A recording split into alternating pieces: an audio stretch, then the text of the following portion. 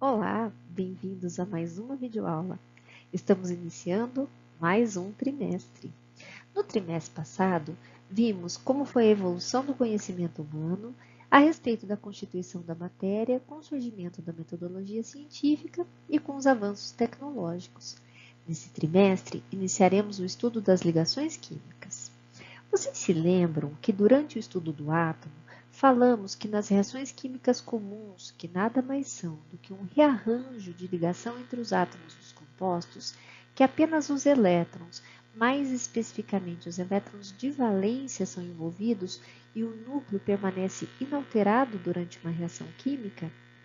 Então, antes de iniciarmos o tópico de ligações químicas, vamos rever algumas das propriedades periódicas que foram abordadas no final do trimestre passado, que estão diretamente envolvidas na interação entre o núcleo do átomo e seus elétrons de valência. Essa revisão é muito importante para entendermos como a posição dos elementos na tabela periódica se relacionam com a interação entre esses átomos, ou seja, a posição na tabela periódica vai dizer qual vai ser a natureza da ligação entre esses átomos. Nessa videoaula, veremos energia de ionização. Como o próprio nome diz, energia de ionização é a energia necessária ou a energia que fornecemos para um átomo para transformá-lo em íon. Mas nós vimos também no trimestre passado que há dois tipos de íons. Um íon com carga positiva, que chamamos de cátion, e um íon com carga negativa, que chamamos de ânion. Será que a energia de ionização é energia para transformar um átomo em qualquer um desses íons? Não.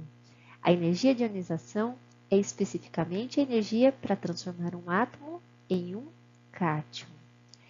Na próxima videoaula, a gente vai ver qual é a energia relacionada com a transformação de um átomo neutro em ânion. Então, vamos para essa videoaula? Vamos lá! Lembrando, os elementos químicos encontram-se dispostos na tabela periódica por ordem crescente de número atômico. O número atômico corresponde ao número de prótons existentes no núcleo do átomo.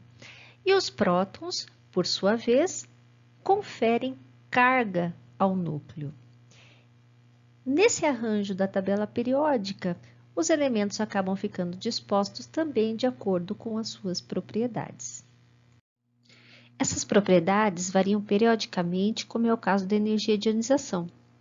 A energia de ionização corresponde à energia mínima necessária para remover um elétron de um átomo no seu estado fundamental e em fase gasosa. O seu valor depende da atração que existe entre o núcleo e o elétron.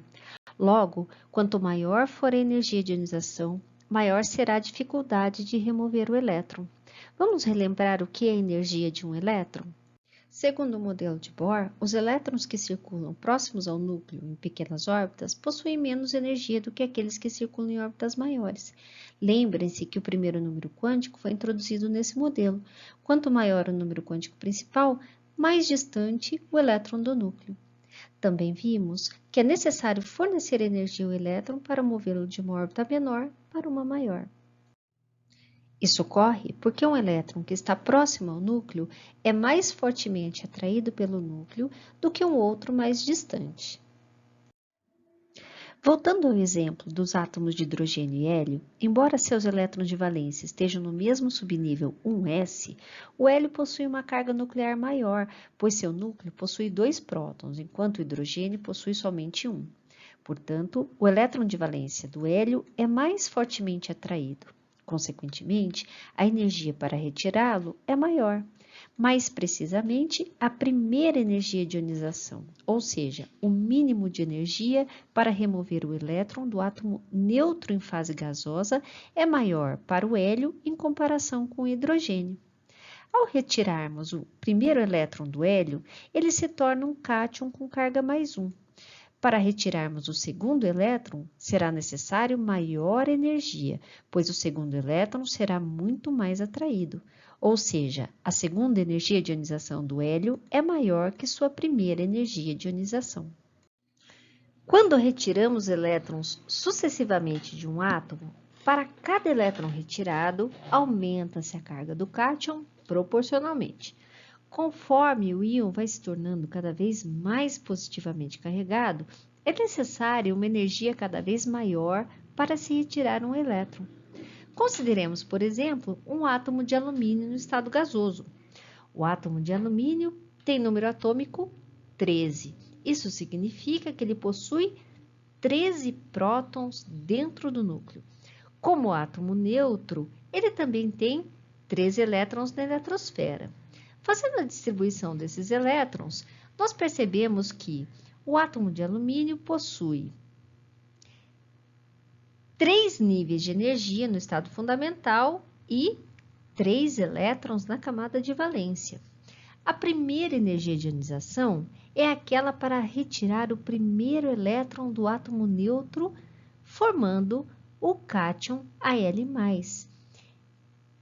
Esse elétron será o elétron no orbital 3p, que é o mais energético na distribuição eletrônica.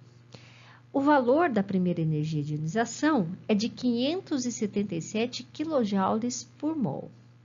Para retirarmos o segundo elétron, será necessário 1.820 kJ por mol, uma vez que os elétrons, depois da perda do primeiro elétron, são muito mais atraídos pelo núcleo, pois a carga nuclear está mais evidente. O mesmo ocorre com a terceira energia de ionização. Essa terceira energia de ionização é para formar o cátion Al3+. O valor é de 2.740 kJ por mol.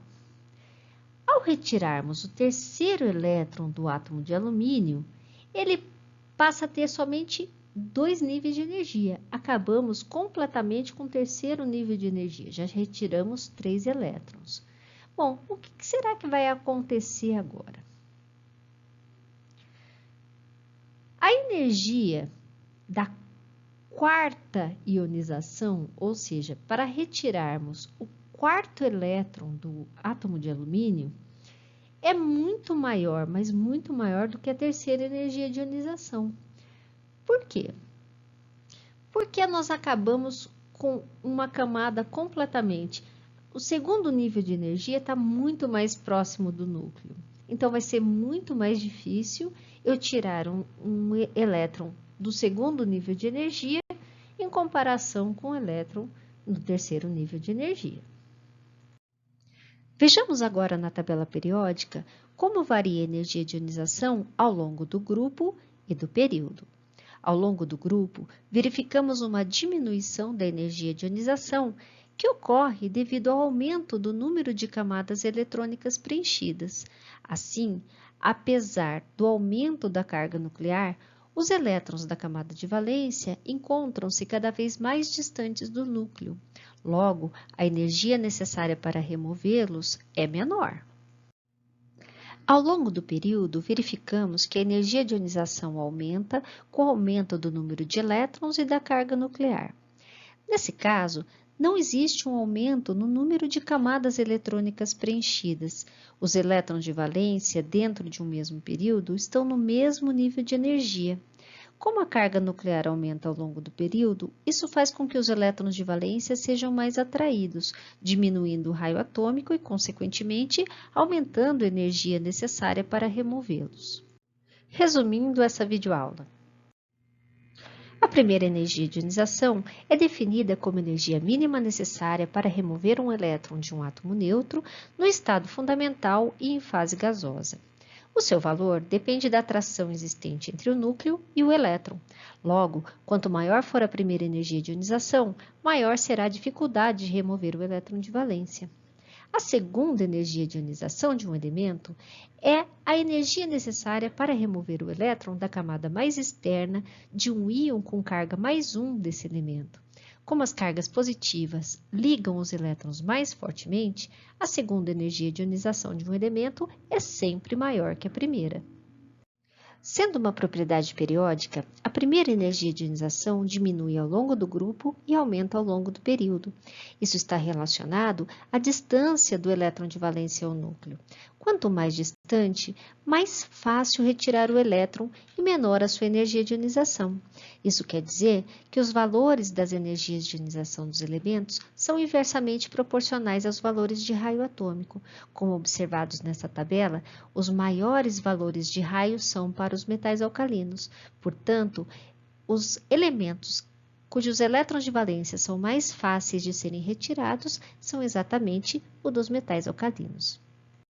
Espero que vocês tenham gostado desta videoaula e tenham entendido o que é energia de ionização.